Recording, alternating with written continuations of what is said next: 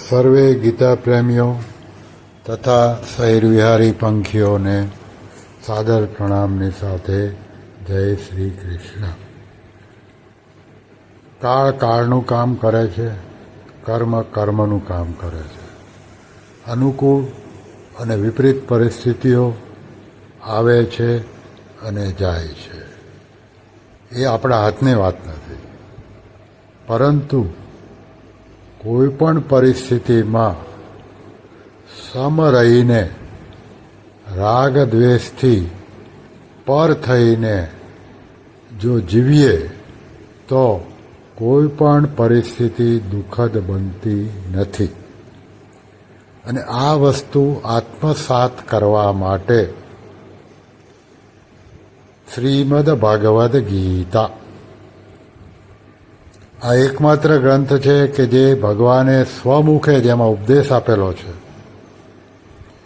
જે કાંઈ કહેલું છે, જે કાંઈ ઉપદેશ છે એ સ્વયં ભગવાને આપેલો છે. હવે ગીતા આપણે અભ્યાસ શરૂ કરીએ તો કેટલુંક સમજાય, મોટા ભાગનું ના સમજાય, આવું બને. પણ એક શ્રદ્ધા હોવી જોઈએ કે આ જે કોઈ ઉપદેશ છે ભગવાને કહ્યો છે, માટે એમાં કોઈ પણ પ્રકારની દોષ દ્રષ્ટિ હોવી ના જોઈએ. જેમ જેમ આપણે આગળ વધતા જશું એમ કદાચ કંઈક ને કંઈક વિશેષ સમજાતું જશે. જેટલું સમજાશે એટલું પણ આપણને બહુ ઉપયોગી થવાનું છે. ધીમે ધીમે વિશેષ સમજાતું જશે. એટલે નથી સમજાતું એમ માનીને ગીતાનો અભ્યાસ છોડી દેવાય નહીં. પરમ કૃપાળુ પરમાત્માએ કૃપા કરીને આ ઉપદેશ આપણને કહ્યો છે, અર્જુનના માધ્યમથી કહ્યો છે. અર્જુનની જેમ જ આપણે શિષ્યસ્થ સ્વીકારીને ભગવાનને ગુરુપદે સ્થાપીને આપણા કલ્યાણની ઈચ્છા સાથે અભ્યાસ કરવાનો છે. ધીરે ધીરે વધુ ને વધુ સમજાતું જશે, ચોક્કસ છે. ઇવન પરમ શ્રદ્ધેય સ્વામી રામસુખદાસજીએ શરૂઆતમાં સાધક સંજીવની ગ્રંથ લખ્યો. બહુ વિશાળ ગ્રંથ છે. ટાઈમ ટુ ટાઈમ અપડેટ થતાં પરિશિષ્ટો ઉમેરાતા ગયા. આજની જ સમયમાં ગ્રંથાકાર 1300 પાનાનો ગ્રંથ છે.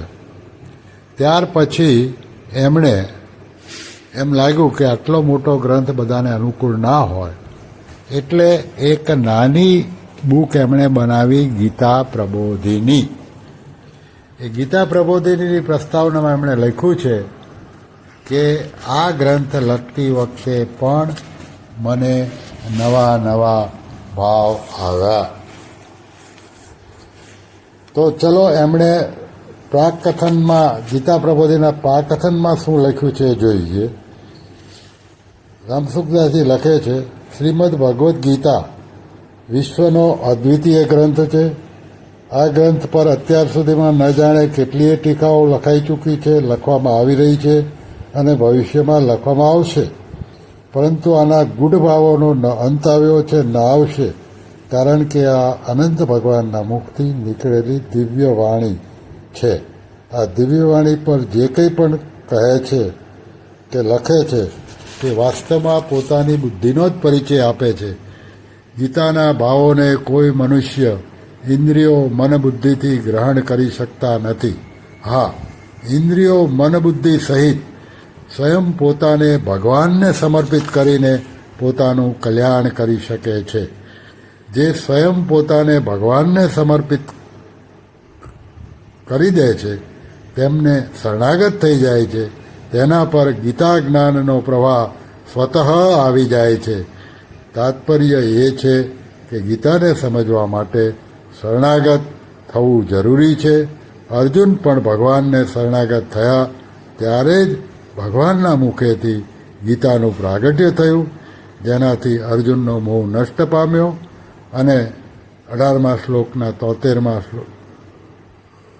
18મા અધ્યાયના 73મા શ્લોકમાં અર્જુને કહ્યું નષ્ટો મોહ સ્મૃતિ લબ્ધા.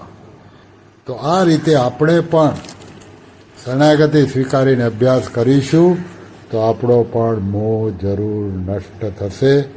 ગીતામાંની હંમેશા આપણા ઉપર કૃપા છે અને છે. શ્રી કૃષ્ણ શરણમ મમ, શ્રી કૃષ્ણ શરણમ મમ, શ્રી કૃષ્ણ શરણમ મમ. ઓમ શ્રી કૃષ્ણાર્પણમસ્તુ.